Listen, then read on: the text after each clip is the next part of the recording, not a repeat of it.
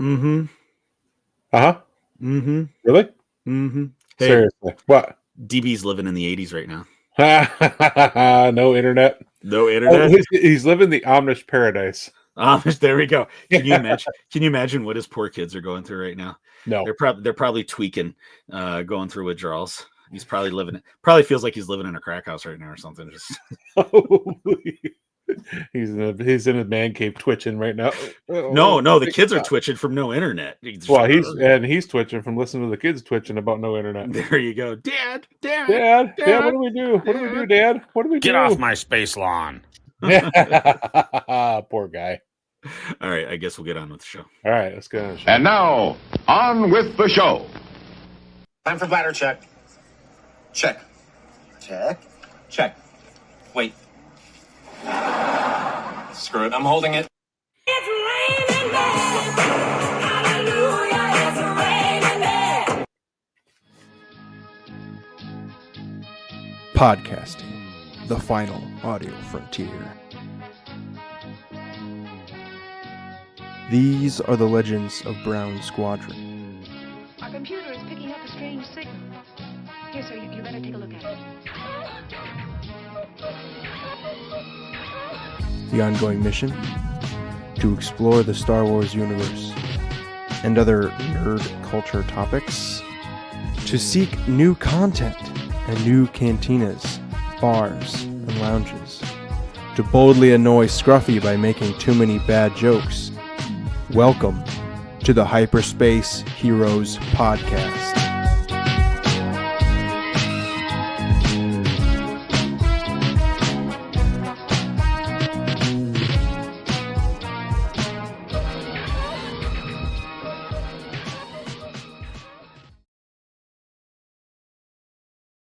And welcome to Hyperspace Heroes. Do you think we could get Metallica to re-record that for us? Oh, you know what? Well, actually, we were going to work with that local artist to do a new theme song for us, and I'll kind of miss that.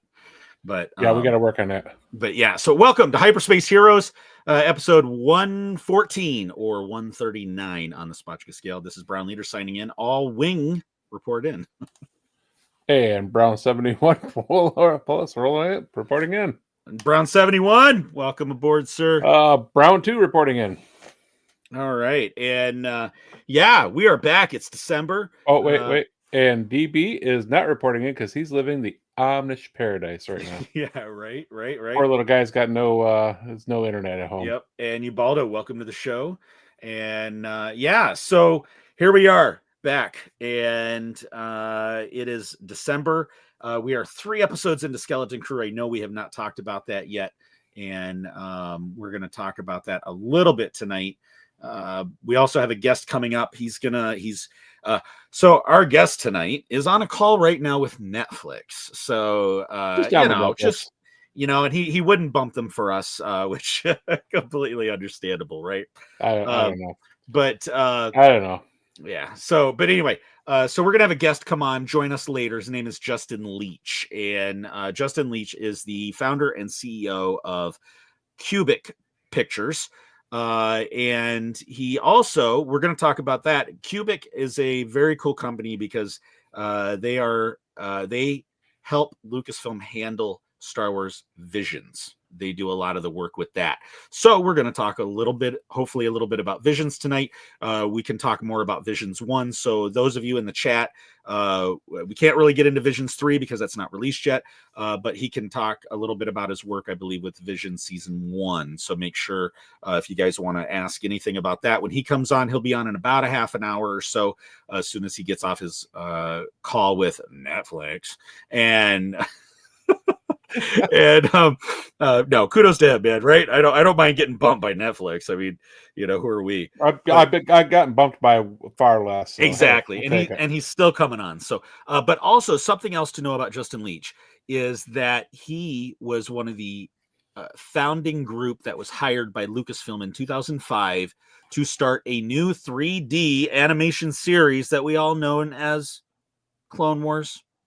Yes. So we'll definitely get into some Clone Wars talk since he was there at the beginning. I think that's pretty darn cool. So darn. Yeah, I'm going to stick with darn. Thanks, Carbonates. Good. But to get into to basically run the clock out till he joins us Well, tonight. we have some. Do have some news to go through. Okay, yeah, let's do that. Revenge of the Sith is supposed to be re-released in May. Oh, I think I saw something about that. Yeah. So yeah, so that's definitely something Brown Squadron needs to get down there and see In theaters, you're saying? in theaters. Yep, Ooh, oh yeah. absolutely. So definitely want to see that. As everybody knows, I am a big '80s fan, and one of my favorite movies that kind of throws back to '80s, Ready Player 2, Ready Player 1, but Ready Player 2 has been confirmed as to be in development.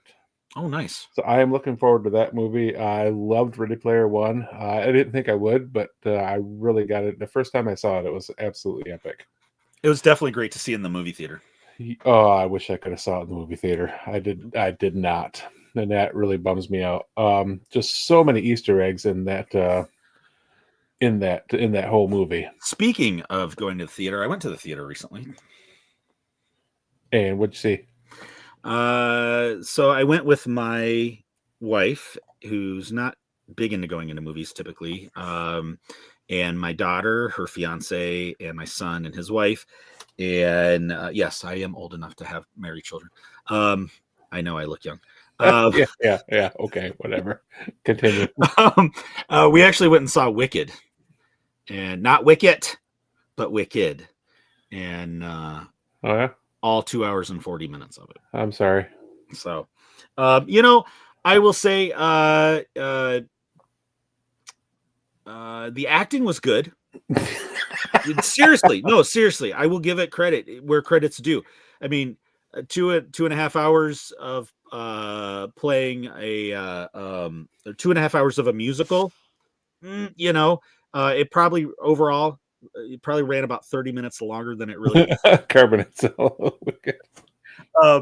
That was first thing popped in my head. Wicket. I will say, Ariana Grande, her playing a young Glinda, the witch, freaking hilarious. Her comedy timing is great in that movie, and she was funny. Her character was funny. I will give it that. And the young lady that plays the younger version of the Wicked Witch of the West is her acting is solid. She was really good.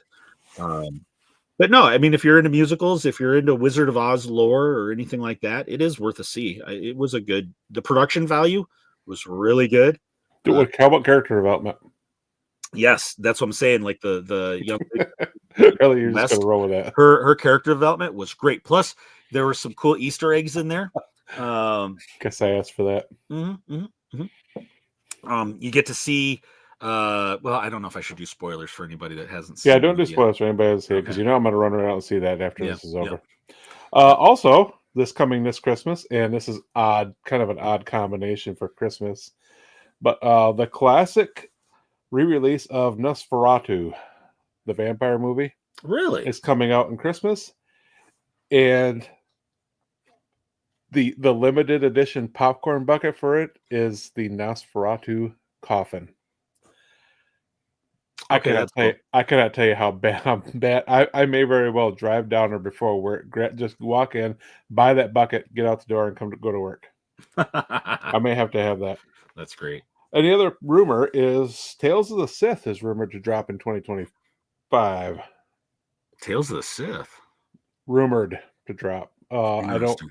I don't know if that was an official Disney release or somebody made it up because you see a lot of fan produced stuff that you want. Yeah. So Yeah, right on. we'll see. We'll see.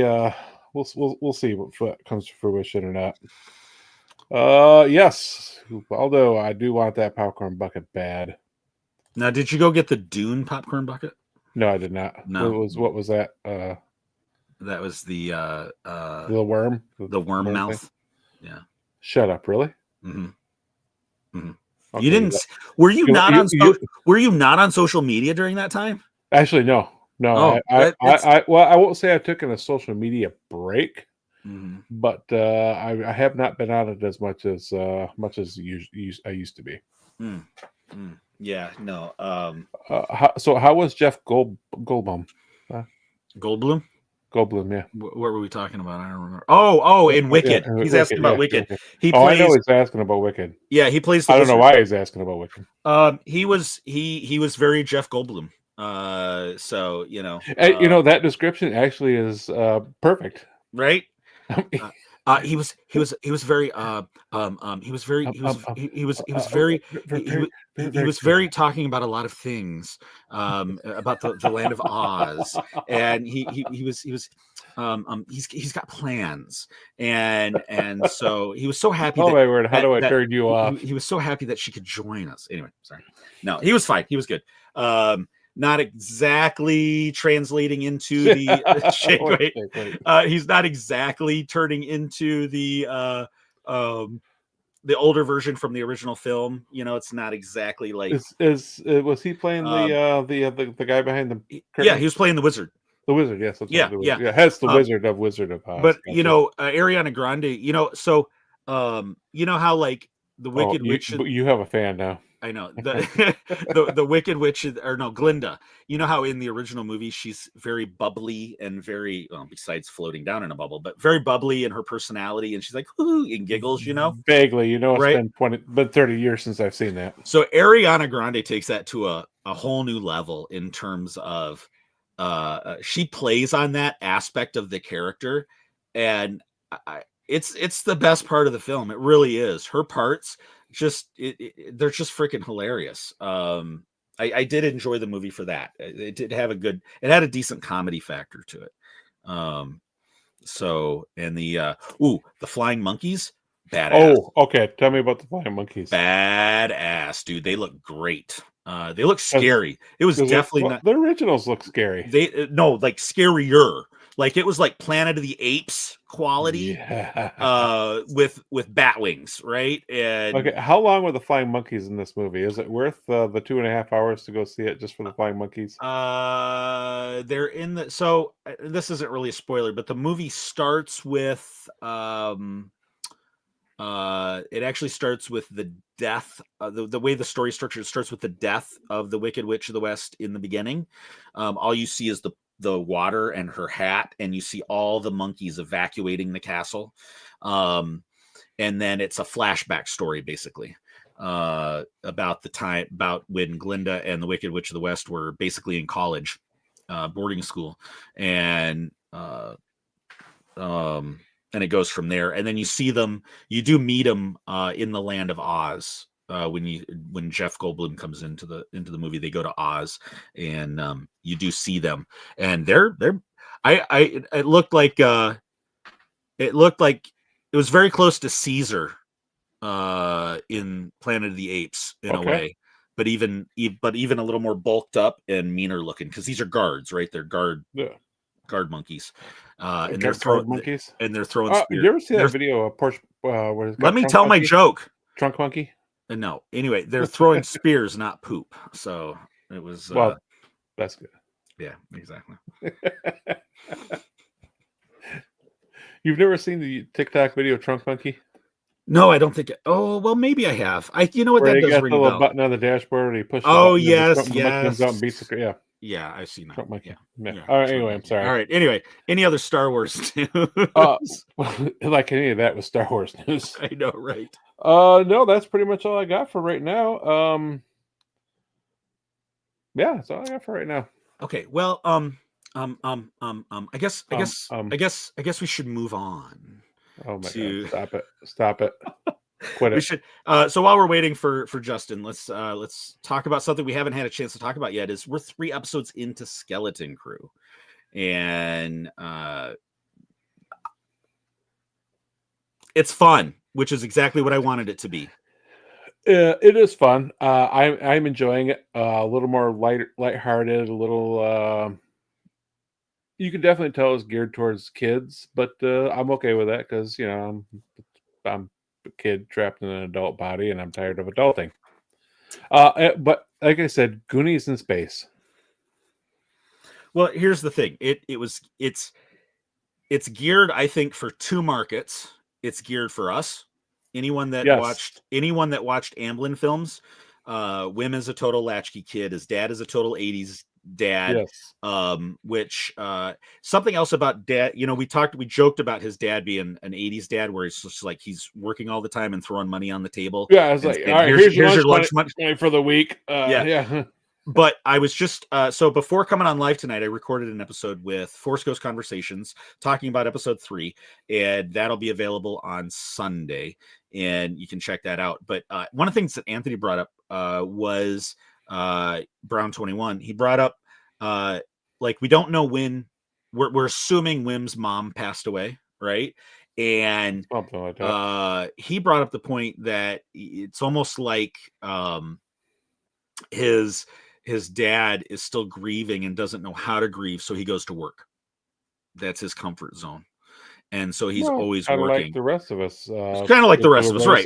Yeah, in the 80s, yeah. But yeah, exactly. So I thought that was a really good point that we hadn't talked about, but definitely really good. But it's geared, yes. Anyway, it's geared towards us because there's so many 80s Amblin things in there, and I think it's geared for the 8 and 10-year-olds now, because what got us into movies, what got us to become huge fans of not only Star Wars but E.T., Goonies, those memorable things, Flight of the Navigator, Flight of the Navigator, all those films from the day. It was this style of production, right? This style of storytelling. And so it's kudos very nostalgic. It's very nostalgic feeling. But kudos, it sucked us in, right? I mean, we talked about it. We're talking about it 40 years later. So it's geared towards 8 and 10-year-olds now to work that magic on the newest generation to pull a new generation into Star Wars. So kudos to Lucasfilm for coming up with the concept. It's so Amblin. If I didn't know John Watts was the showrunner and you had told me it was Lucas produced, Spielberg directed Amblin production, I would have been like, okay, I see that. I totally see that. It totally, it's hitting all the notes, the musical cues during the high energy musical cues during like the in the first episode where the girls are on the bike, cutting through traffic and it's tense, and you've got that that high pitched music that's very Amblin to create more sense of energy and excitement into the story. And it's hitting on all the notes. I sit there from the beginning to the end of every episode with a smile on my face. Absolutely. Plain and simple. Absolutely. And then the Easter eggs. Oh my gosh, the Easter eggs. Oh yes, the holiday special is now canon. If nothing else, if I didn't like anything else about it, that would be the greatest thing in the world. Holiday special is now canon. If you remember let's go back to our first episode with David Jones, and we had Danny from Comics and Cosmetics on the show. Yes, very. American okay. So Back to the Future feel.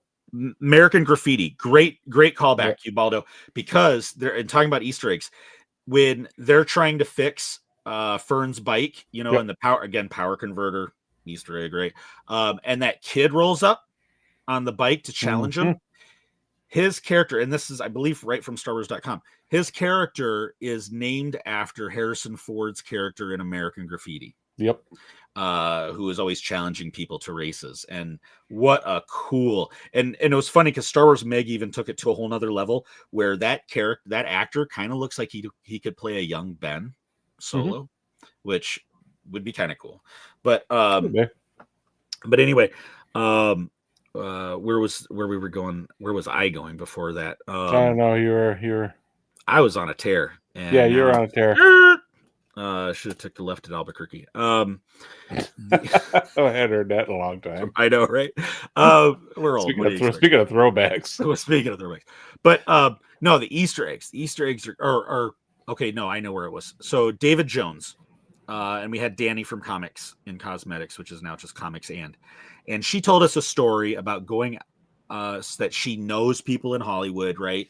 And that there was a production that she claimed Filoni was having a fit on set about something, and it was during the production of the show, and like throwing chairs and having some sort of fit. And again, this is all gossip. I don't know you know, and who knows if it's true or not. But she was just talking recently the other day on another live stream, and I guess Star Wars Meg knows some people in the industry, and they were comparing notes, and what that rumor, that story about the tantrum comes from, supposedly, is that, and I've seen other things related to this on the internet recently. Supposedly around that time, Filoni had gone, they were doing Skeleton Crew. Filoni had gone to Lucas to say, hey, I want to do this holiday special Easter egg in Skeleton Crew. And can I get access to the original footage? And I guess Lucas flat out was like, no, you're not getting it. You're never getting it. And so I guess Filoni was real frustrated about that, supposedly. I can see that. I could totally see it, because they did have to. So what they did was they obviously brought up from YouTube or whatever footage they had.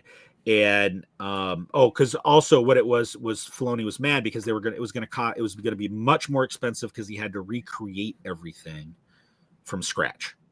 So they had to use the footage. They had to, so he must have been asking about props or something too. He had to use the footage, and they had to basically film something new.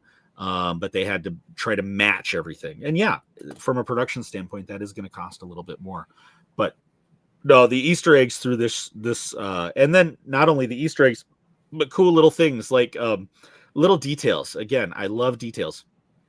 The elephant person polygirl sign that is in Neil's dad's garage. Oh yes. And it's the poly girl, you know, with the two beers, but it's the blue elephant people. And I was like, that's awesome. That's cool. I caught that right away. I just forgot to mention it, but yeah. I caught it right away. No, that is so obviously. So let's kind of go back to episode. We'll talk about episode 1 a little bit, then 2, and then maybe we'll touch on 3.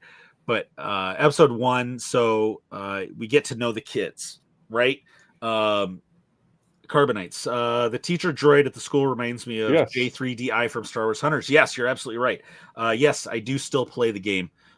Did not get to play Max Rebo. Welcome. Have not gotten a chance to play today. We've been super busy at work, and so I have neglected. But yes, definitely looks like that. Sarge says so. Welcome. I wonder if that's Sergeant Creel. Maybe from somebody we've connected with via Carbonites. And whether it is or isn't, welcome to the show. Appreciate you watching. So episode 1 was the setup. We would get to know the characters, and it was kind of nice from a character development standpoint because we got to we're gonna turn this into a drinking game. Every time you say that, I'm gonna slam a shot. Mm-hmm. So we get to live and breathe with the characters for an episode, and we get to know the kids. And one of the things they go ahead inside of the interior of the house, it had a very Brady Bunch / 80s feel to it. Yeah, and I love that. It was very familiar, very 70s style. Even the stairs, like in Wim's house, the stairs didn't have; they were just the floorboards. Yep. Going up, the steps. Reminded me of and I think that's what reminded me of the Brady Bunch. Exactly. No railing, but it is Star Wars, so why would there be a railing? But this is Creel. Happy to welcome aboard, sir. Welcome aboard. So we get to live and breathe with the characters a little bit. We get to know them, and I kudos again to John Watts and the production crew. They cast well. They cast well. They found good actors. In Hollywood, there's always the thing you never want to work with kids or animals, right? And these kids are great actors in terms of knowing their parts and playing their parts. And I think they have good chemistry. And that's another thing that gives the Amblin feel is there's good chemistry between the characters because it's little things like when they're face to face in the ravine outside the Jedi temple, and they're like, "Nuh-uh," and claimsies, I mean that right takes you right back to being a kid. It's so authentic, and in terms of their reactions, and that's what I mean about the chemistry is they play well off each other, and they I enjoy the characters. Some people have related them directly to characters in Goonies. Obviously Wim as Mikey. Some people have related Neil to Mouth, but the further we watch Neil, he's not really Mouth. No, he's not. Or not Mouth, not Mouth. Chunk. Sure, But yeah, Chunk. but he's not really Chunk. No, he's not. No, Not even close. no. Unless all of a sudden he screams, "Hey, you guys!" Yes. And he has this monstrous sidekick with him. But That could be the droid. right, it could be. I like Fern. I like KB. All of their characters are different, unique in terms of the story. The 80s style storytelling is working. Who would have thought a successful decade of storytelling, and they brought that into the modern day, and it works. No sarcasm there. No. Wink. But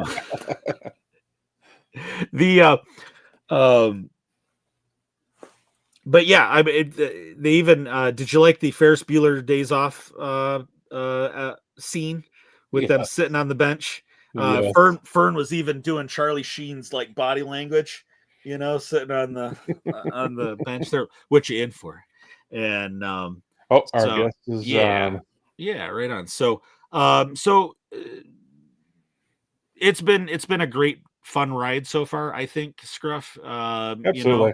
And I'm enjoying it as an 80s kid. And like I said, to kind of bring it full circle, because we're going to bring our guest on here in just a moment. And to bring it full circle, I think it's going to be a great series for older fans, and it's going to be a great new chapter to pull new young fans in, because this style of storytelling works for young kids. Absolutely. We're already almost halfway through, and that it's kind of bumming me out. It is a little bit of a murmur for sure. Yeah. And I've seen posts from people, other content creators and stuff, talking about how they're watching it with their kids, and their kids are just absorbed. Their kids are just sucked right in, and that's a great sign in terms of good storytelling for them. So no, we're looking forward to it. All right, so we're gonna talk more. Skeleton Crew is still going on. We still have 5 more episodes. If we can get DB out of the 1980s and into the modern age, maybe we will get him Maybe we'll get back on DB's opinion on it. Right, and maybe we'll do a little more of a deep dive into Skeleton Crew in future issues. But okay, so I talked about it briefly at the beginning of the show. We've got a guest on tonight, very exciting guest for us. Like I said, his current hold on a second. Ubaldo, I'm back at 7 years old in 1977 watching Star Wars for the first time. Right on for sure. So our guest tonight is Mr. Justin Leach. Justin is the founder and CEO of Qubic Pictures, and he has a very, let's say, colorful past in terms of animation. And animation. If that doesn't teach him that he's in for some puns tonight, then I don't know what. But poor guy. Sadly, yes. Right. So, but no, his current production company does a lot of cool stuff that we're gonna hopefully talk about here in just a moment. The more I researched about Qubic Pictures, I was like, that is some cool stuff. And we'd like to talk about behind the scenes in terms of not like tips and secrets, but how does the system work? How is the process? And that's kind of some fun stuff. Is how does point A connect to point B in creating the stuff, not necessarily the storytelling aspect of it or the end result, but how does all this stuff come together? And then, like I mentioned too, he was part of the original crew to help put together the Clone Wars, Lucasfilm version of Clone Wars. And that is some of my favorite Star Wars. Oh, without a doubt, right? And for a chance to possibly talk at somebody that was there in the founding days, how exciting is that? So so without further ado, let's go ahead and bring on Mr. Justin Leach. Hello. Justin, how are you? Hi there. Hey, how you doing, sir? Hello. Howdy, welcome to the show. Thank you for having me. It's an honor to have you. Well, I love I love talking about Star Wars. Right and, on. So yeah, happy to be here. Thanks for inviting me. Right on. Thank you. So we're going to get into a little bit of what Qubic Pictures is and how that relates to things here in a moment. But we always like to Carbonites. Welcome, Justin. We always like to ask our guests. The first question we always like to ask is, what does Star Wars mean to you? Oh gosh, that's a big question. Well, We start off easy on the show. well, it means a lot. I grew up, I was born in 1974, and grew up in the age of when the first the first movies came out, and I just remember being enamored by them, and just I remember going to the theater and seeing Empire Strikes Back and Return of the Jedi, and having all the toys, Star Wars toys, and it was such a big part of my childhood. And then later on in my life, I never would have expected that I'd one day be working at Skywalker Ranch. That was the last thing I expected, and just had this amazing opportunity, and like got to know the world in a much deeper way, a much I didn't know what a I learned about what a Leku is. I didn't know what a Leku was until so Right. kind of information about species and planets and things like this, and yeah, and just having that connection and watching the Clone Wars experience was just really formative for me, and I was just literally just back last week, and this is why I have my Skywalker Ranch T-shirt on. I was actually doing one of the mixes for a production at Skywalker Ranch, and I had not been back there in like almost 20 years, and by coincidence, the mix was happening in this a building called the Carriage House, which is one of the houses at Skywalker Ranch, and that's where we started at the Clone Wars, making the Clone Wars. So it's a really odd feeling to go back, and wasn't it was mostly being used as storage where we used to be working, so it felt kind of like haunted in a way, but I just had so many great memories there, and it was really a very meaningful trip, just to be able to go back there again and be there. So, and it just made me feel like, and then with the visions happening later, also like I just feel so lucky to have this type of an opportunity and work with and Lucasfilm, which has been kind of become a family to me over the years, and I really care deeply about the folks there. That's very cool. Yeah, you're definitely living our dream. Right on. So, one other ahead, sir. question. What was your first Star Wars experience? Sounds like it was Empire Strikes Back in the theater. Yeah, probably it may have been New Hope, and I was too young to remember. My father had like actually coincidentally, oh my gosh, I didn't even think about that. Those are actually 16 millimeter film. My dad had a 16 millimeter film projector, and that's a print of Star Wars and Empire Strikes Back, and he used to show them in our basement. And so like he used to show movies. He owned a video store as well when I was growing up as a kid. So it may have been like I definitely remember seeing Empire in the theaters, but I may have seen Star Wars at a younger age, but I just don't remember. He may have shown it in our basement, and it maybe kind of subconsciously made an impact on me. But definitely I remember Empire. I just have to say Empire was probably the one that I clearly remember just being wowed by. Yeah, Yeah, I was born, that is definitely our dream there. yeah, I was born in 74 as well. So Empire is the first one I remember in the theater. Yeah. Oh, So- awesome! Yeah. totally. And I think Scruffy with those film canisters in the back, he wins collection corner today. Yes, he does. Yes, he does. Right? Yeah, Yeah, sadly, as a child, the only time I got to see A New Hope in the big screen at first was the drive-in theater in the back of a 65 Impala convertible. Yes, I You got to remember. watch it whenever you wanted. Yeah, I know. It was amazing. I feel so lucky, with my father and and he used to also collect animated cells. So I have some on the wall. Like there's one from the Jungle Book. This is by Milt Kahl, who's like one of my favorite animators. And then this is from Porco Rosso. I can actually, I got a whole bunch of stuff. But yeah, I love the Jungle Book. this is the animation geek in me. But yeah, it's a little hard because of the lighting. But that's that cool. is so awesome. So this is Milt Kahl, who's like, I just love his work. Yes. He's a huge fan. He's amazing. And so I love animation, and it's just my life, and I just feel lucky to be doing this for a living. So Right. Oh, absolutely. So your dad had a back. video store. Was that Yeah. was that the one in East Lansing? yes, it was. Yes. That's only a few hours south of us. Oh, really? Where are you guys based? We're out of Traverse City. You're in Traverse City? Yes. You're kidding me. No. Nope. Actually, my uncle lives in Sutton's Bay. Okay. Oh, really? Actually, Okay. yeah, I Awesome. was there. This summer I go there often. Actually, I love the town. Yes, Oh, I love yeah. Traverse City. Oh, absolutely. Love it Awesome. here. I'm so happy. That's Yeah, awesome. Yeah, my Ah. wife's family is from the Suttons Bay area. Oh So, wow, yeah, I love Traverse City and the area in Sutton's Bay. It's a great place to live. oh yeah. I thought about wanting to live there actually. So, but yeah, Yeah. that's awesome. Yeah, we don't recommend it right now. It's Yeah, I know. -5 outside with a wind chill, and there's about 2 feet of fresh snow. Yep. Oh wow. Mhm. Yeah, Yeah, yeah, you that may want sounds to pass about on it right now. right. Sounds about right. So, Justin, tell us about Qubic Pictures. What is Qubic Pictures? What do you guys do?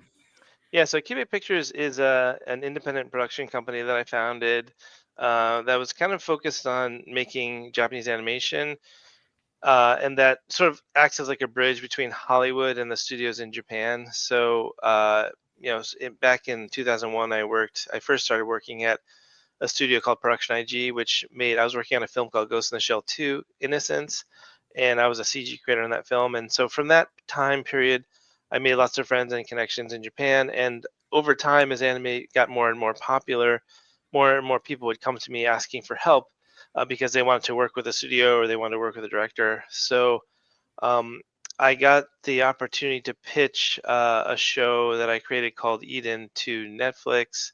That was a project that I originally developed when I was at Blue Sky as a feature film, which Fox was developing for a brief time, and then I got the rights back, and then pitched it. I just had this random kind of opportunity to pitch, so I went for it, and that was kind of the first project that started Qubic, and that was like a 4 episode series working with CG, which was a studio that made the Clone Wars.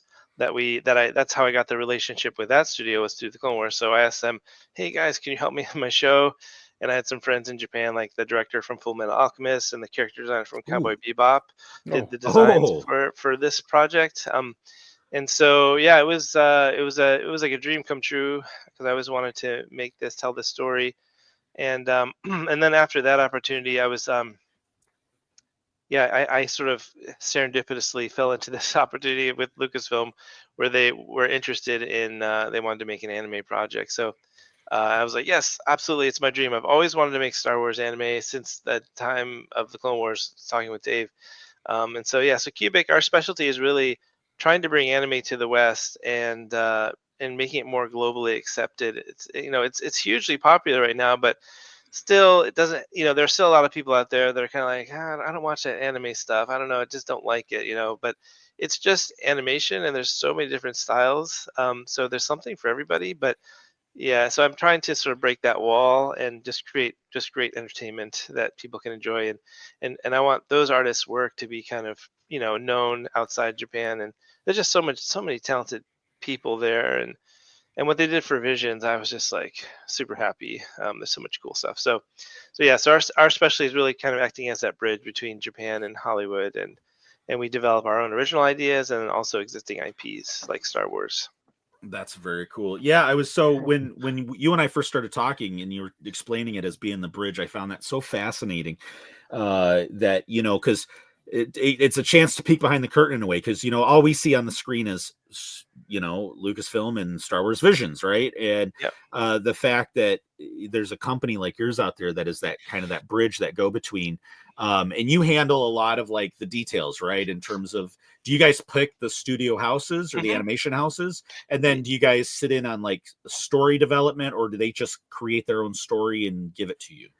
Yeah, so every project is unique, but in the case of Visions, for example, we act as sort of like an advisor and a consultant to the Lucasfilm team. So we recommended I recommended studios. I think this would be a good studio. There was one recommendation that came from Polygon Pictures, but other than that, for the first season, that was sort of those were mostly our recommendations. We recommended other studios and we reviewed those with the team, and then they picked the ones that they wanted to work with. And then for this project for Visions, we asked the studios to come up with their own pitch, their own idea for what they'd want to make. And so I helped go out and meet with the studios, find the talent, and then present the project to them. And then as as communication needed to happen between Lucasfilm and the creators and the studios, we would translate the emails and act as sort of like that communication bridge between the two countries, and we'd also act as a buffer so that working with Japan, it's just not easy because there's sometimes big cultural differences. So sometimes we have to intercept before in either direction. Sometimes we have to say, oh, if you did this, then that might not go well, or that might be considered rude. Excuse me. And so we try to help make things go as smoothly as possible. So to make it as easy as possible for Lucasfilm to kind of just look at the materials, make sure that it's going in the right direction in terms of the brand and their vision for the franchise. And so we're working with the franchise group at Lucasfilm, and then so we kind of help facilitate all aspects of the production on behalf of Lucasfilm and the team that is there. That's very cool. Yeah. Now, when Lucasfilm reached out to you guys to kind of on the original Vision series, did they reach out to you, or did you have to put in a bid, petition, apply, or that kind of thing? What was that process like?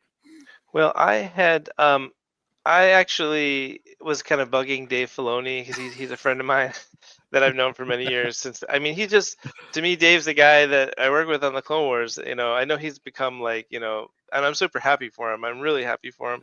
But he's become a big figure at the company now. But I was just asking Dave, I was like, I really want to make a Star Wars anime so bad. Is there any way I can, figure this out?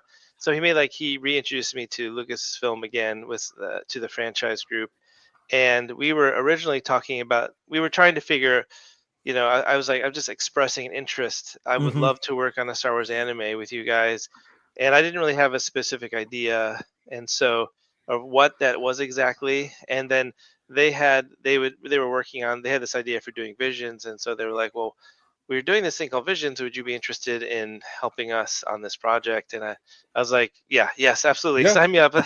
Yes. You don't have to ask. Just I'm there. I'm so there. And I think it was really fun. One of the things I remember early on was we didn't know, when you say Star Wars anime, what does that mean? What is that going to look like? Because there's so many different styles. It's not so there was no one was sure what was going to happen. So once we started getting the first artwork back, the first artwork I think that we got was for the Duel, was the first episode, the black and white kind of Kurosawa style one. And that's my favorite one. Right away we were like, as well. whoa. So then once we saw that first artwork, it was like, oh, this is going to be cool. And so, it was really fun. It was just so much fun to see they injected so much creativity and new ideas into the Star Wars, and it just fits so well. That just Japan and Star Wars, it just feels like it goes well together. Yeah, I was so excited when they announced the concept of Visions and that it was coming, in that it was all Japanese animation houses. I was like, yeah, spot on, because that goes right back to the roots of Lucas with Kurosawa and as being an influence into the original Star Wars. And I was over the moon because I grew up on probably like you did with the anime of the 80s and the 90s. Yeah, Akira, Ghost in Shell, Ninja Scroll. Yeah, right. And Battle of the Planets was one of my favorites. Battle of the Planets. Battle of Planets. Yep. I love that. I love. I finally got my son into a few years ago. He was down at college, and my oldest son, his older brother, bought me the DVD set for Cowboy Bebop, and somehow I had missed that, and so I was enthralled. Oh yeah, absolutely loved it. Took it down to my youngest at college. We sat down over a weekend and watched it, and I don't think I ever got my DVDs back from him, but he loves Cowboy Bebop, and it's great because you're right. There's something about the storytelling in anime that is very, very cool. Akira, obviously one of the big boys, right? Appleseed. I didn't watch Full Metal Alchemist until my adult years, and I truly appreciate that now. So Max Rebo, Robotech. Yeah, that Robotech was my gateway. Yeah, Yeah, I remember Macross. you could buy the Robotech models you could build, like the Yes. plastic gun. Mhm. They weren't called Gunpla then, but you could buy these little model kits, and I used to buy some of those. I love those, the Oh Robotech yeah. ones. Yeah, yeah, those are awesome. Yeah, let's go back to Carbonite's question. Yes. Would you suggest that voice actor? Do you suggest the voice actors for the English dubs? He Yeah, liked Joseph Gordon-Levitt and Neil Patrick Harris. yeah. I actually the English dub side is usually handled more on the Lucasfilm internally. And there's a company called Anyway AV Post, and they work with that company, and they have their own casting director, so they're able to access like very famous people. So because of Star Wars, so Yeah, but sometimes we might kind of know, or we might see who they're planning to cast, or we might be like, oh, that's cool. Or sometimes we might contribute an idea or two, but mainly it's them. They're kind of leading that one. But yeah, and in Japan we usually kind of work with the studios and who they want to cast on the Japanese side. But yeah, I think Lucasfilm has fun with the dubbing and casting, so I just gotta let them go yeah, at it. right. Yeah, yeah. No doubt. Um, and so, yeah, no, the duel is absolutely a beautiful piece of work. Yes. I fell in love with the series. I'm so glad that was the first episode in the Vision series, because what a way to start off and make a great first impression And for Visions. I've got all my dual stuff here, or my toys. Oh. Yeah, I have to show off all my. Oh yeah. I'm a fan too, Oh, Right Yeah, on. yeah. Oh, Oh, Those are that's that's so very beautiful. cool. cool. So yeah, the duel. I love the duel. That one is just so accessible, and the style, and that is one of the studio behind that is called Kamikaze Doga. They're awesome. They worked on JoJo's Bizarre Adventure. Okay. But yeah, they're really cool studio, and they love film, and their stuff tends to be more cinematic. And their main character designer, his name is Okazaki-san, who designed the character design. He loves Star Wars. He's a huge Star Wars fan, and he just put so much love into it. You can see like all the tributes, to the different, other characters, or there's like all these mix-ups, or like sort of mashups of Mhm. different Star Wars characters that you've seen. And yeah, so that was one thing that we were trying to find, or at least when I'm looking for people to be involved, in those conversations, when we're thinking about who to work with, I looked for people that have that passion, because I think that's really important, because we want people to put everything into it and make the best possible work. And I think we find typically, if someone's a huge Star Wars fan, that usually yields the good stuff. Yeah. Absolutely. Yeah, the mashups were very cool in the duel. I Yeah, really enjoyed those. That was Yeah. very fun, and to see it in the traditional Japanese village setup was. yeah, And then what was the other part? Oh, his scabbard, having putting his lightsaber back into a scabbard, and then yeah. having the auxiliary one in the scabbard was just, yeah. Yes. I mean, it was just a masterpiece. And it was I don't know if you know this, but the lightsaber is broken, Hmm. so it's always on. So Hmm. that's the scabbard sort of holds the beam, so it never turns off. It's like always on. Yeah, I read the follow-up book that Mhm. they did for that, and they kind of go into that detail a little bit in the follow-up Yeah, book. yeah. Yeah. It's cool. I wish they made that like as a toy. I mean, there's so many things I That wish would be that they awesome. would make as consumer products. I'd be like, Mhm. oh man, I would buy so much. I've already bought everything already, but I would Right. love to have Yeah, yeah. like in a samurai. That would just be so cool. Oh, That would heck just, yeah. Yeah, I don't have yeah, that problem. Yeah. yeah, yeah. Yeah. Scruffs, we got another question? Uh yeah, well, I was gonna get us into Clone Wars a little bit. Okay. Um Yeah, go for Go it. ahead. So we know you worked on Clone Wars, the animated series. Did you do anything with the movie? I was in the I worked on the movie. Yeah, I mean, yes, I was involved in that. I So I remember Rada. I'm so happy when I saw the news about Rata. Did you see that Yeah. news about that? Yes. Mhm. I was like, Yes. yeah, Rada.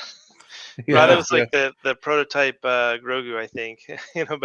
But yeah, yes, I worked on the movie, and originally it was just a series. Actually, we weren't planning to make the movie, and then they're like, let's why don't we make a movie out of it, and then we'll put it in theaters. And So we're like, okay, and so I worked on that one. Yeah. Yeah.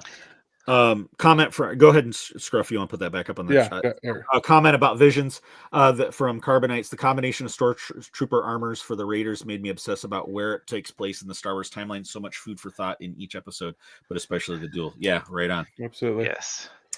So with that work in Clone Wars, so you bring some amazing life to characters, like that whole series did, like Ahsoka, Cad Bane, Rex, and just so many other memorable characters. What is it like to bring life to those characters who are just now some people's Star Wars favorite Star Wars characters?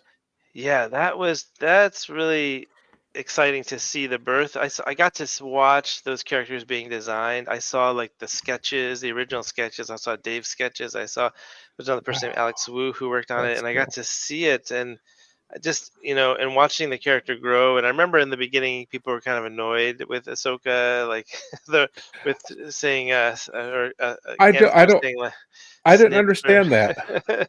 I loved Ahsoka from the moment she stepped on Oh, screen.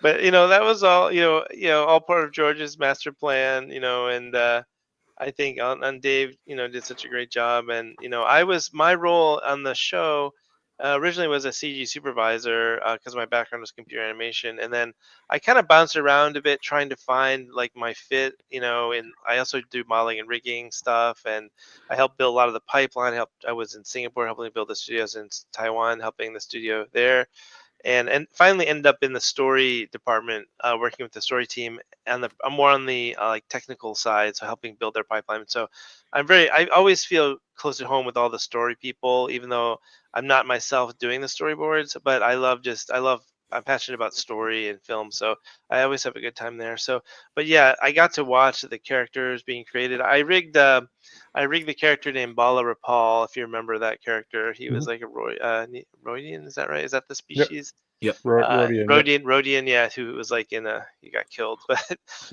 yeah. But anyway, it was so much fun to see. I mean, it was a huge challenge actually. I mean, there was like we were started from scratch, and I remember we were having this like holiday party or something, and as far as we know, we were just making a season of it, and and then when George said to everyone, "Oh, and then yeah, we're gonna make 100 episodes," and we're like, "What? 100 episodes?"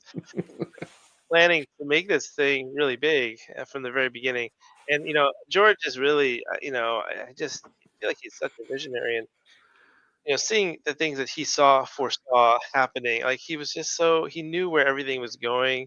He saw where streaming was happening, and it was just really amazing to see him. And I always admire his ability to see into the future and like know where things are going. And then the other cool thing was like he just did stuff that he wanted. If he's like, I mean, he had enough, you know, money in the bank to just be like, yeah, let's do this because it's the right thing to do. So it was all driven by just like creativity and his, passion for the project. And then, yeah, Dave just, it was awesome to see Dave coming on board. I remember I was there before he arrived. Actually, I was employee number 7, Oh and wow. I remember interviewing Oh, him that's awesome.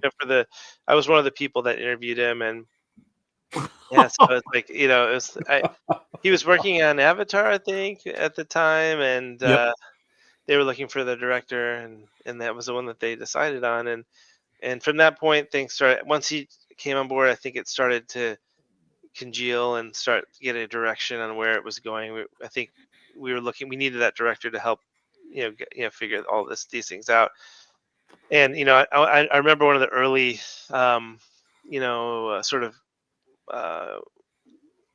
the thing that we were talking about a lot were the Ralph McQuarrie paintings, and Yes. how can we preserve that look and make. And so early on, I remember one of the earlier things that I did was I did like a 3D matte projection painting of Jabba's palace, the one that Ralph McQuarrie made, because I was doing a lot of that when I was in Japan. I just did like a camera move in, and it was like a 3D painting. And so that was an early experiment where we're like, oh, that might be a way to make it more painterly, and that was just maybe a spark of an idea that later would help contribute to the way it turned out. But yeah, but yeah, like there's such an amazingly talented group of people, and I just feel like I was kind of just watching it happen. I was helping out where I could. But I just credit to all of the to Dave and all the designers and the storyboard artists and everyone that helped make that happen. I just felt very lucky to be there. Yeah, well, we greatly appreciate it because I mean, ever since A New Hope, where Obi-Wan mentions the Clone Wars, I wanted to know more, and it took a long time for us to get to it, but I finally got what I wanted. The Clone Wars. Right. That's great. Yeah, I mean, So- it's such a deep fan base, and I'm so happy that they made as many seasons as they did. Oh yeah. I want to take a step back really quick because you said and pulled back on that thread of you were employee number 7. So how did you? What was that process? Because you were working. Were you still working for IG then, or what was that transition? How did you get from where you were at into every nerd's dream of working at Lucasfilm? I know. Gosh, I mean, my life has always been like, I always kind of jokingly say it's like Forrest Gump, or I'm like, where he always ends up like next to these famous people, and like by pure coincidence. And so yeah, I was I moved back. I had worked on Ghost in the Shell 2 in Japan, and it was about 2004. I moved to Santa Monica, and I was working for Avid and Softimage, which was an old 3D company. I don't think it's around anymore, but. And then I just got a call from someone I used to know at Blue Sky, who was a producer. And she's like, George Lucas is making a Star Wars animated series. Would you like to be our CG supervisor? And I'm like, really? It's like, and we're working at Skywalker Ranch. I'm like, are you kidding me? Yeah, of course.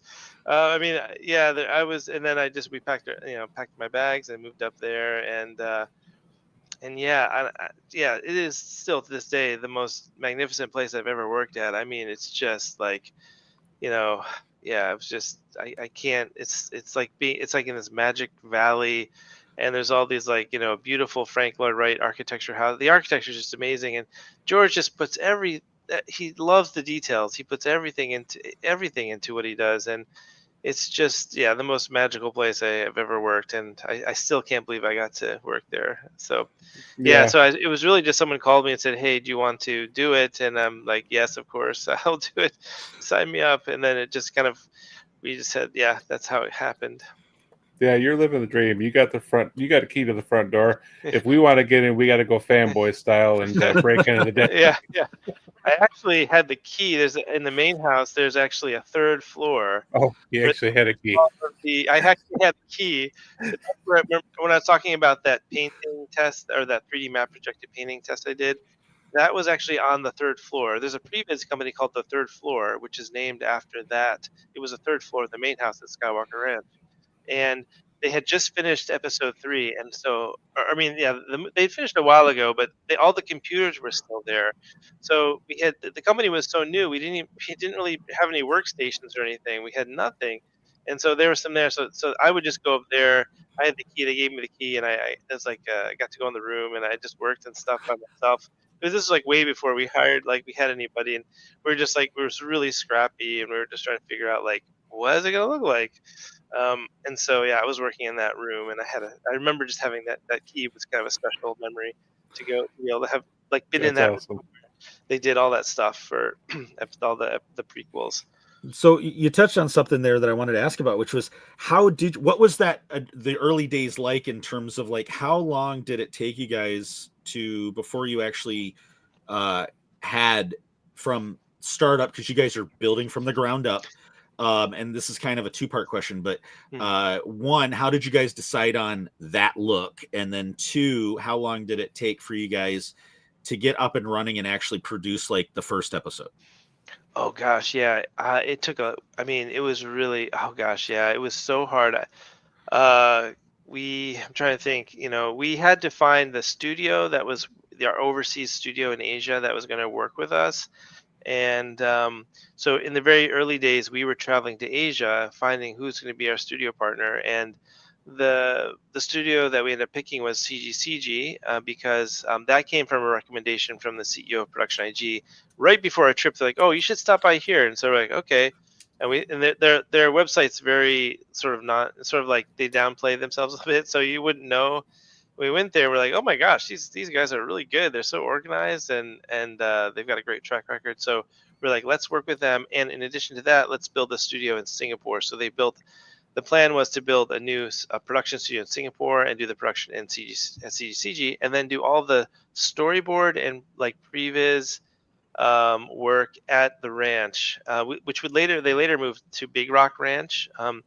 But gosh, yeah, how long did it take? It must have taken like a year, 6 months to a year to probably get everything like up and running, and it was crazy. I was like uh, just working crazy hours, and I remember like yeah, there's so many assets to build. We're like building any new CG pipeline is just always super hard, and things break and people get frustrated and no one's patient. Why isn't this done yet? How come we're not doing it? Yeah, so it's like there's so much to figure out, and it was really hard. But one thing that was really cool that they did was develop a pre-visualization pipeline, and this was kind of before virtual production, and that was happening in the industry, and George really kind of saw again where that was going, and he built like this.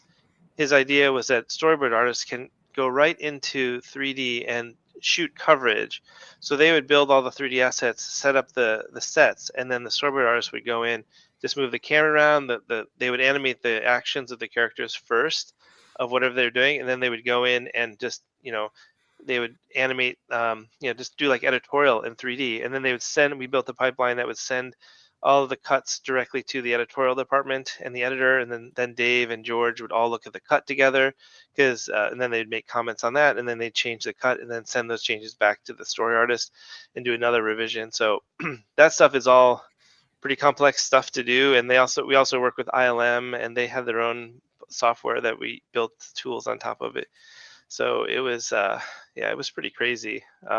They made it work, but like one thing that was kind of interesting is that George hired the editor from the Black Stallion. Sadly, he's no longer with us, but his name is Robert Dalva, and it was really designed for non-technical people. So anyone, any age, or can just go in there and make animatics for the show. So I thought that was really cool, and it was just cool that like George decided to do that. He didn't have to, but he's like, I think this is a better way of making film, and I'm willing to invest in those tools. Yeah, Actually, yeah. that's very cool. We've had the luck to talk to somebody that does previs, and he kind of explained that process to us. Oh, and, cool. Yeah, and it's a very cool. What a way to and leave it up to George to pioneer Yeah. new ways of doing things, right? Yeah. Absolutely. And we'll get to that question in a second.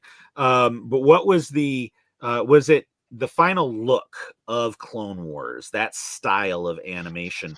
Did you have other designs before you settled on that one, or did it always just kind of morph into that? And whose design was that really? Was that CG? Was that somebody on your side kind of thing? Yeah, most of the visual development was happening at Lucasfilm. Killian Plunkett was a big contributor. Alex Wu was another contributor. Darren Marshall made all of these maquettes, and we did look actually at the original, the Gendy 2D series as reference. And so they would make sculpts, and Dave would go in and look and give comments, and there's lots of back and forth, and I think Dave was always thinking about the Ralph McQuarrie influence, and I think like that lent itself to more painterly style. And there's also sort of technical reasons in terms of like painting texture maps is a little bit easier than having to create like procedural texture maps, or there's a little bit of efficiency there, but I don't think that was the main reason why. I think it was mainly for creative reasons, and trying to recreate that Ralph McQuarrie look and feel, which is I think what Dave was going after. And so I think it's interesting when you look at Arcane now.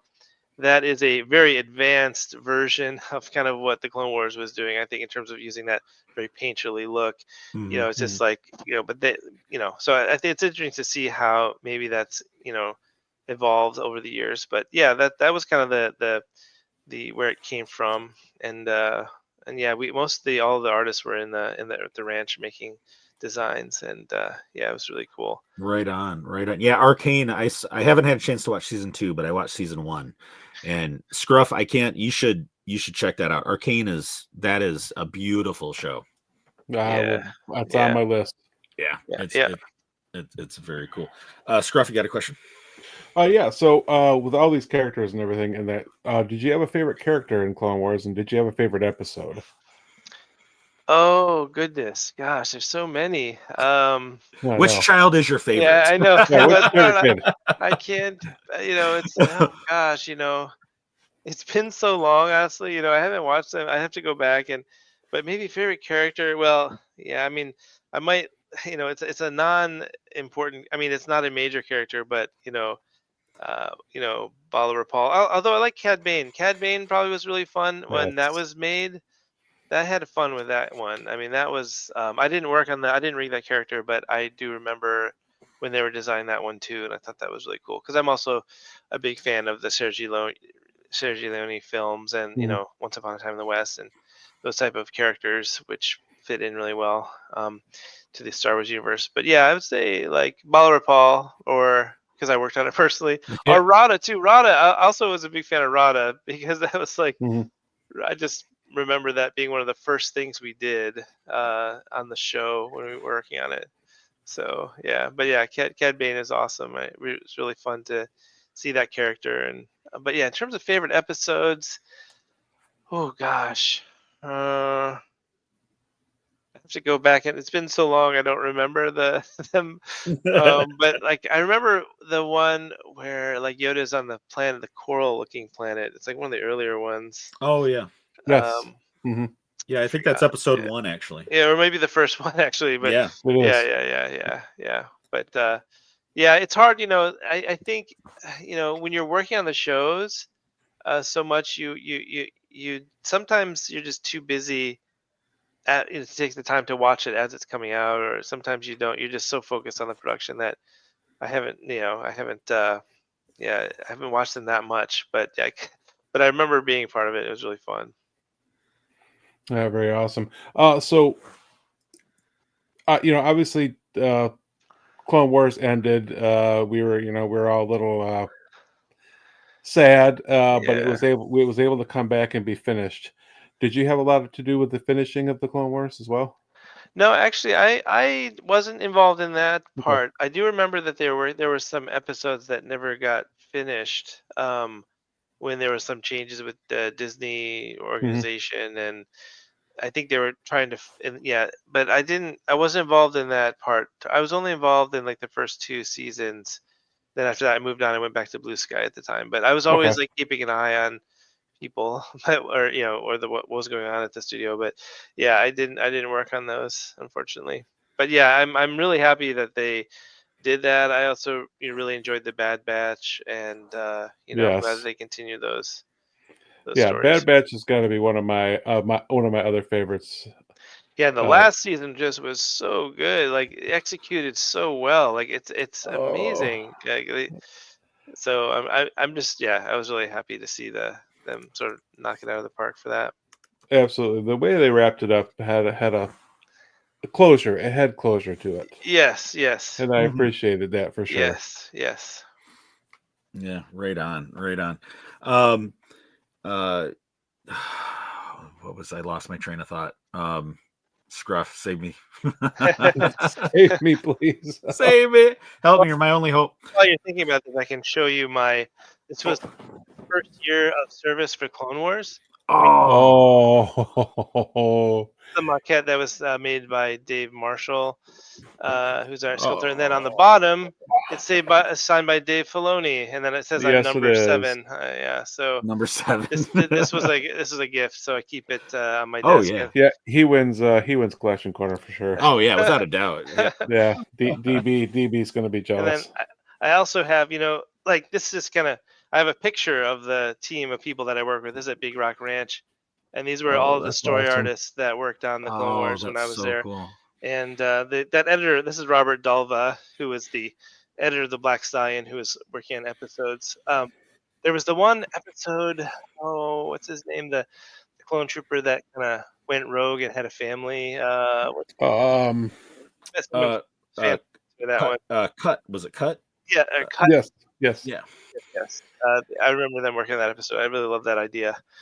Um, yeah. yeah. Yeah. I truly love that. Yeah, because I truly love that. It showed that they were soldiers and supposed to be nothing more than soldiers, but it showed that it fleshed out a personality and a will to live a life. Yes, Yeah. yeah. I appreciated that. Yeah, yeah. And it was Very it was a transformative, you could almost say a character development episode, Scruff, just for you. Oh my Um, word! for Rex. I gotta get another shot. Yeah, for We're gonna turn this into a drinking game. Every time he says character development, I take a shot. You know. but no, it was a transformative episode for Rex, Absolutely. the character of Rex. You know, Yeah. it really started him, kind of pushed him onto the path of where he eventually led to. So, anyone in the chat, you got questions about Clone Wars, by all means, jump in. But I wanted to touch on something. Eden, you talked about, Cut LaQueen. Cut LaQueen. That's Yes. right. Yes, Yes, Cut. yes, Right. Thank you. Thank you. You talked about Eden. Tell us a little bit about Eden, because I'm intrigued by that now. Yeah, Eden is actually, like, if you've watched the Wild Things movie or the Wild Robot, not the Wild Thing, Wild Robot. I think it's like a sibling story. Like they're in spirit very close. So if you like that movie, you might like Eden.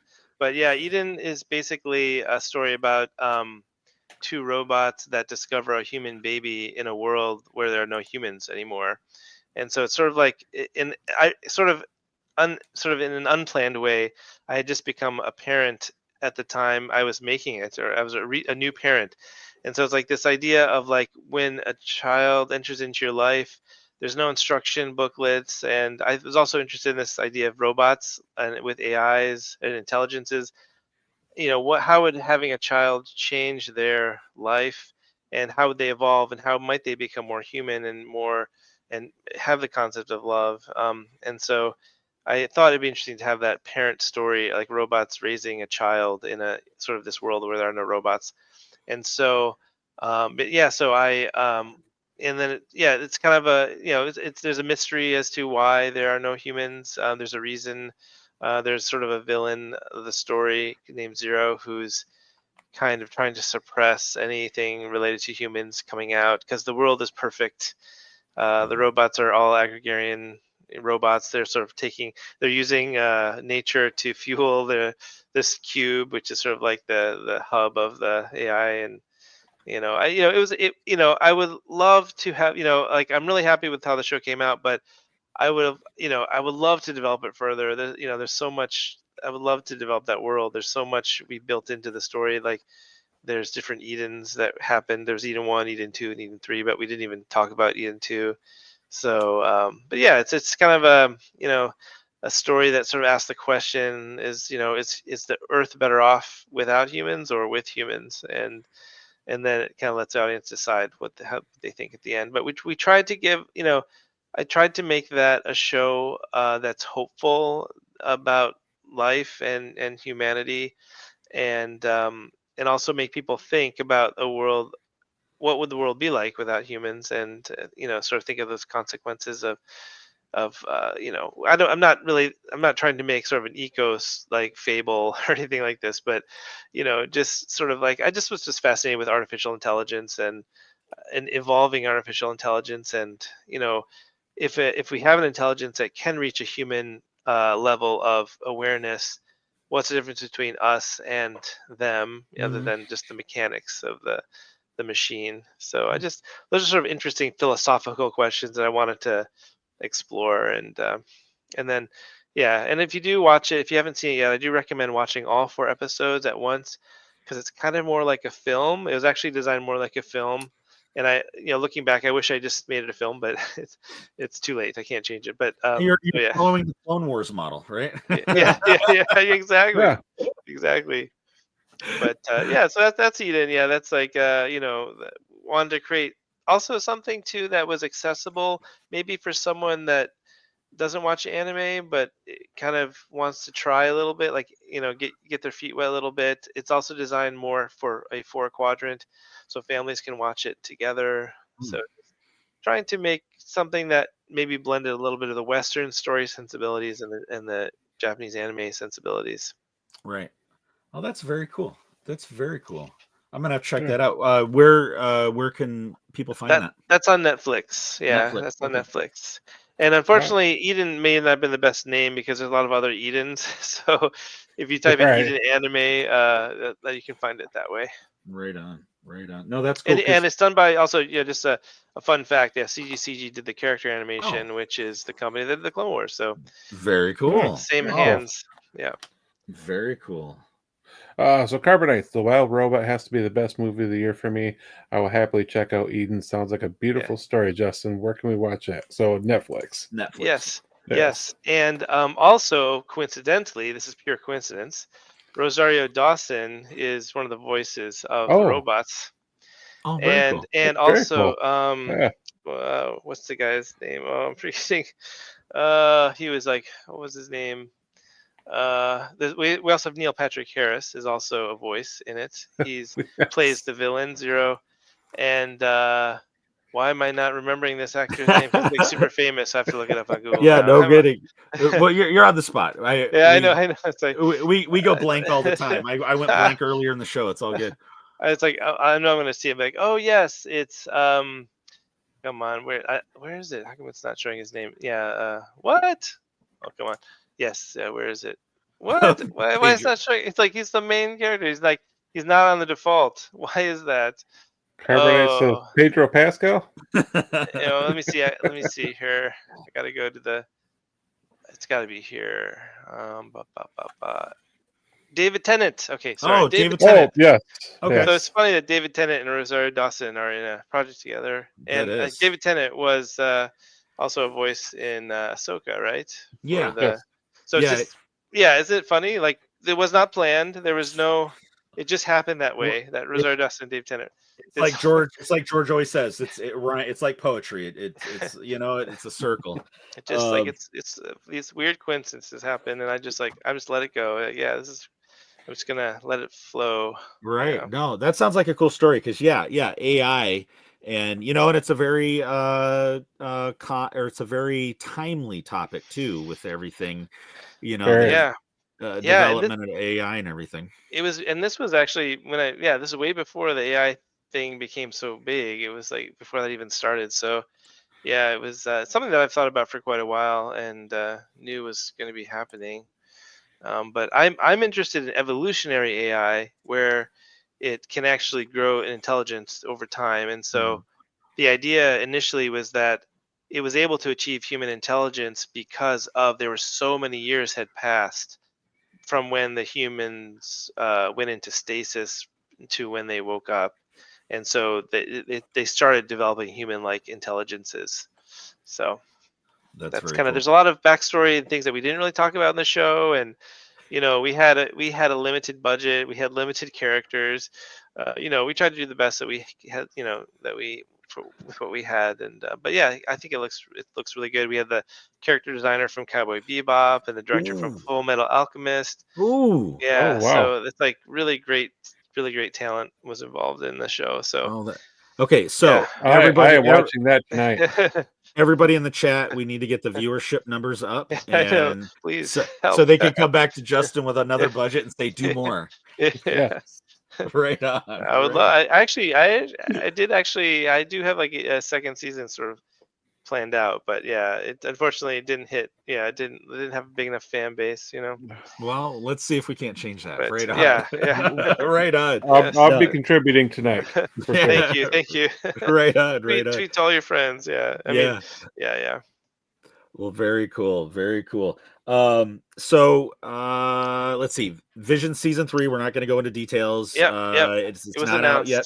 Yes, but it's announced, and it's all it's all Japanese animation houses again, correct? Yes. All the studios were announced in the release, but it's very excited for that. Very cool. Very cool. Well, we'll be definitely looking forward to that. Absolutely. One of my missions in the next couple of weeks is to look at those who was chosen and rewatch some of their stuff from the original. Oh, cool. Yes. Kind of get an idea of what's coming. Mm-hmm. Yeah. I'm excited about that. The studios they're really great studios. I mean, and I love, I often go back and still watch the shorts. I mean, I love, I love The Duel. I love The Village Bride. Mm-hmm. Yes, that one was very, very, it was Village Bride is like, I think it's one of those ones that's very deeply philosophical, and you kind of have to watch it a few times to really start to appreciate it. And then and the F character is really interesting. And I feel like that she's great. I really like that character. And Ninth Jedi, I really liked. I felt Yes. like that had a very Star Wars feeling to it when you're watching. Like it just felt right. The music was really epic, and that was one of my favorites. But they're all great. I mean, they're all great. Like I said, I can't pick one, but Yeah. I often go back and watch them. There's each short has something special about it. Oh yeah. But yeah, it was really fun working on that show. I really it's just so cool to see what people come up with and you just get so inspired by these ideas that they have. So that's really fun.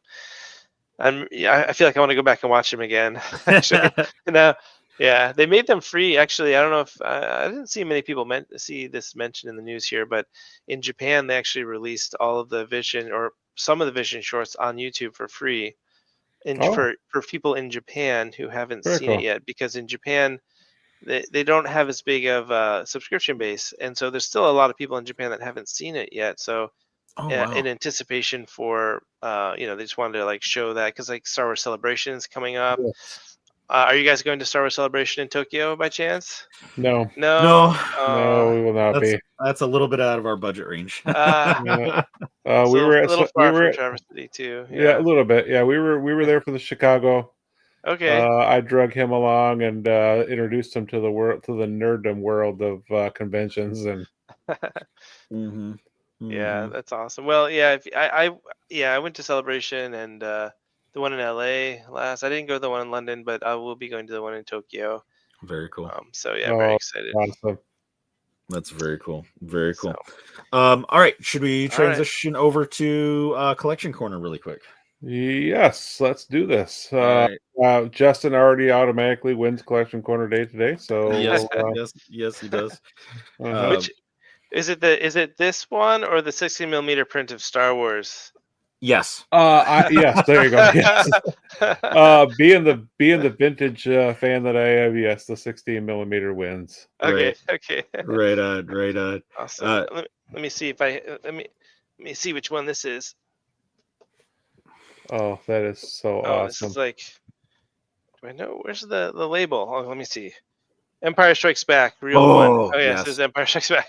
Oh my word! I wanna set this up in the backyard and play it. It must be so cool. Yeah. Oh, that'd be so much fun. Yeah. Yes, I'll bring the popcorn. Okay. I'm there.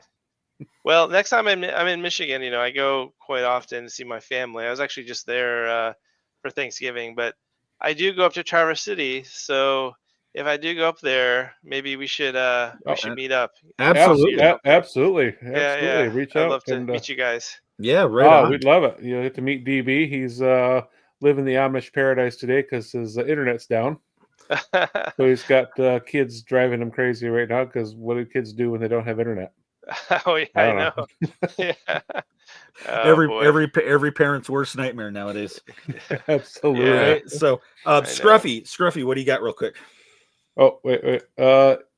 Max Rebo Experience, is that the original theatrical release? Yes, it Oh. is. It is. That's very Before cool. anything special. Yeah. It was awesome. the original that at is the time. Yeah. so awesome. And I'm afraid to I want to play it, but at the same time I'm afraid I might break something because the yeah. the acetate I think dissolves. I got to be very careful. It's almost to a point where you need to preserve them versus watch them because once it's gone, and there's not many of those left because not many of them were very well taken care of. They were tossed in a damp, dusty, moldy basement, and obviously that's not good for it. Yeah, I know. Yeah. Yep. So Collection Corner, I got a couple comic books, and that is about it because we're ICCC is coming up in May. That's where we'll be in May. We are May 16th, 17th, 18th in Nashville, Tennessee for the Imperial Commissaries Collectors Convention, and I'm saving up for it because we just left there 5 weeks ago now? Yeah, 5 weeks ago. So Imperial Commissary, it started as a Facebook group. They deal in all the original 77 to 86 toys. And there's many different pages now. Now it's grown, but now they do. This will be their 6th convention or 7th. This is number 8. Number 8. And so you go there if you're looking just for something vintage. That is a great show 7. to go to. I think it's 7. It's 7. It's 7. Where is it located? Nashville. In Nashville. Okay. Yeah. It's a fun con. It's a fan run con, and it's by fans for fans. There's no corporate association with it. And Mike puts on a good show. It's a lot of fun. There's a great podcast space we always participate in. We got to meet Billy D this year. We got to meet Greedo, the original Paul Blake, Kim Simmons. Oh wow. Yeah. It's lots. And the beautiful thing about this is they're not kept behind closed doors. Warwick Davis almost ran me over with his Segway last year. I was walking with Anthony Daniels down one of the aisleways in the convention in the collectors or the vendor area. Yep. Oh wow. Yeah, it's just awesome. It's a smaller show, but it's a fun show. That sounds really fun. Oddly enough, I was actually, when I was back in Michigan, was looking at my original Star Wars toys. Figures I still have. I mean, they're not in the greatest of shape, but I had like a Boba Fett, and I had some old classics. Right on. A lot of my figures, somewhere over this way, there's I've got it hanging on a wall. It's a display case, and all of my original figures are in there. And they're not in the greatest of shape, but it doesn't matter. They were ours when we were kids, my brother and I. So I could never replace them. I could never get rid of them. Yeah. So many good memories with those. Absolutely. They may not be in the greatest shape, but they were ours when we were kids. Mom and Dad bought them for us, and a lot of memories with those. Yeah, absolutely. Yeah. I don't have a whole lot to display other than a couple of comic books I picked up over the last few weeks. All right. So non Star Wars items. I got Seppi sent me the comic book from his game. Yes. So I haven't cracked it open. It's still sealed in the cellophane. So my buddy Seppi is a game designer out in Minnesota. He's actually the guy that helped me develop my anime appreciation beyond Robotech, cool. So he got me into we watched Appleseed, we watched Akira and all those other things, and so, but yeah, he's a game designer nowadays, and he sent me the calendar that I wanted, so but yeah. So it's a lot of fun, and but yeah, he definitely got me into anime, which was a lot of fun. And so I got that package the other day. So we got that. I found this actually on the clearance rack last night when I was Christmas shopping. And it is a soccer jersey themed as Boba Fett. And a ton of fun. $5 on the clearance rack, and they had 2, and one of them was in my size. So I was like, and my grandson is like a awesome soccer player. I mean, he's phenomenal. And so my wife always wears jerseys, and so now I can go and represent proudly. Yeah, that boy's got some amazing foot and ball skill there. He is good at it. Oh, he is. He's an amazing I soccer was player. shocked to watch. Yeah. I did get so I picked up the R46DO Black Series, and this is probably going to be a giveaway item at some point. I don't know. I haven't decided. Do it. But what also came in was yes, I know that. the Ghost. That is going to be a giveaway item because we got a really good price on it, and so we're going to be giving away those at some point. We've actually picked up 2 of them, and then the final thing, and this is from a friend of Max Rebo's. This is from Adelphi Rangers, NSRF, I think. But there is a company that does like national park stickers based off of Star Wars locations, and he had them custom make an Adelphi base one because he's such a Adelphi Rangers fan, and he sent us each one. So I gave Scruffy and DB theirs as well. But that is very cool, Adelphi based national park. and definitely a unique item. Right That is an there. awesome item. I don't know what to do with mine. I don't know what to stick it on because I don't know if I want to. Right? I don't know if I can. Yeah, right. It may go into a frame on the wall, actually. Yeah, yeah, exactly. But what a cool concept, and it's funny because that the people that make those stickers, they have an Alderaan one, and it's Tatooine. well, Endor. the Alderaan one is great because it says Alderaan National Park, and then it's got a red banner on it that says "closed," permanently closed on the sticker. So, but yeah, so that is I think that is everything. Back Cerebral Experience, $15 Walmart. Yes, they were. Yes, they were. I don't know if they still are, but yeah. So, Absolutely. that was quite the steal. Star Wars Collect. If for those of you in the chat, follow Star Wars Toy Collector on Facebook or Instagram, and he posts deals up all the time. Yeah, so. he is spending a lot of my money. Right, totally. Yeah. So, well, Justin, it has been great to have you on. Really appreciate having you on, and appreciate the time that you gave to us tonight. And you're welcome back anytime you want to come on and talk. And yeah, next time you're in Northern Michigan, let us know, and we'll do a get together for sure. That would be awesome. That would be really cool. Yeah, thanks for having me. It was really fun talking with you guys. And you're from my home state, so I feel like we all speak the same accent. Right. But yeah. So where can anybody that's watching, and this will go out in audio form on Monday, but where can anybody watching or listening find anything that you want to promote? Yeah, so my Twitter is at DB5007 because my favorite car is the Aston Martin DB5 and James Bond, so that's DB5007. That makes sense. I noticed that on all of your handles. Yep. Yeah, that's why. I also like Bond films. I mean, I grew up watching those, but yeah, that's my social media: Instagram, Twitter, Threads, and then also Blue Sky Social. You can see the Blue Sky Social one on my Twitter. And then I also have a website, cubicpictures.com. You can check out to learn more about our work. And and then just we didn't actually mention Leviathan, but that's a new project that I'm doing for Netflix, which was a book. I don't know if you guys know the book Leviathan by Scott Westerfeld. Yeah, that's like an alternate reality World War One. That's coming out next year. That's a 12-episode series for Netflix, and then Visions is going to be coming out as well. So yeah, next year is going to be an exciting year. So. Hope you guys like all the cool stuff that's coming out, and I look forward to maybe we can talk about it more. We can talk about it after it comes out and kind of geek out on things we liked. I'd love to hear you guys' thought, what you guys thought of it.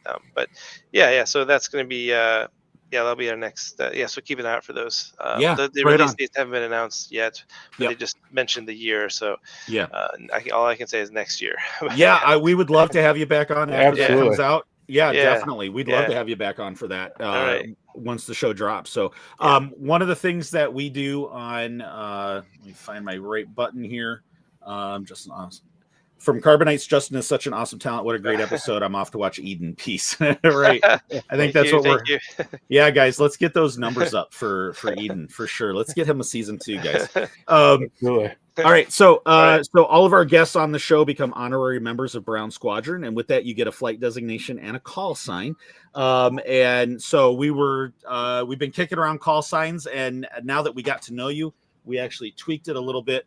And so you are going to be Brown 72 and with your call sign Abala, because I think that's perfect since that was the creature Paul. Right. Yeah, I think since that was the character you created, that's you own that. So in our eyes. And so so welcome to the crew. So like next time when we have you like when you join us, you'll sign in right with us because we always sign in like Brown 1, Brown 5, and awesome. like that. Yeah. It's kind of our little thing. So cool. But yeah, welcome to the crew, and thanks again, Justin, for coming on. This has been an awesome episode. We've had a lot of fun, and you've got my contact info. So next time you're in Northern Michigan, let us know, and we'll definitely arrange a get together. So with that, all right. So you've been for Brown Squadron, for Hyperspace Heroes. You can find us on all the socials: X, Facebook, YouTube, Instagram, Threads, Blue Sky. You can email us at brownsquadron@gmail.com. And with that, we will get out of here tonight, guys. So this is Brown Leader signing off for the crew, and you have as soon as I can get to my right button. You have been listening and watching Hyperspace Heroes. That's no moon.